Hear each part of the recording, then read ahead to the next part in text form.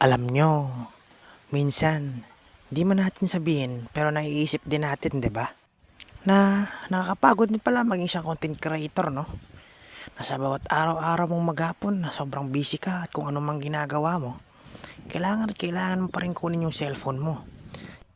Dahil titignan mo kung maraming nanood sa pinost mo, maraming nag-comment sa pinost mo, maraming nag-react sa post mo, di ba? At syempre, kailangan mo din na replyan ng mga solid na sumusuporta sa'yo. Pero hindi natin maiiwasan ng moment of truth na pinasok na natin to eh.